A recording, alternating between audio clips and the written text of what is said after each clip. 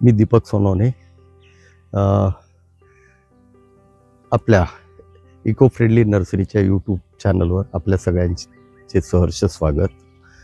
आज आपण घेतो आहेत आपल्या शेतातील किमती गवत, ज्या आपण बांधावर किंवा आपल्या शेतामध्ये जे उगवतो आणि ते आपण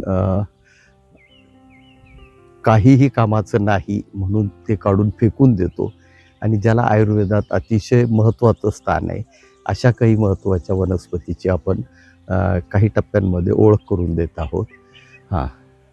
याची डिटेल व्हिडिओ पुढच्या याच्यामध्ये सिरीजमध्ये आपण देणारच आहोत की त्याचा औषधी उपयोग, त्याचं सध्याचं मार्केट, त्या कशात वापरली जातात, हे सगळं देणार आहोत. फक्त एवढंच आहे की ह्या वनस्पती आपण दुर्दैवाने आपल्याला त्याची जाणीव नसल्यामुळे आपण गवत म्हणून किंवा आपल्याला त्रासदायक वीड म्हणून हे आपण तणनाशक मारतो किंवा हे काढून फेकून देतो.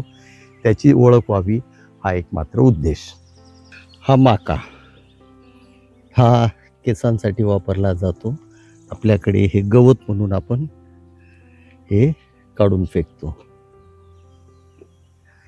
हे पांढरं फूल येतं.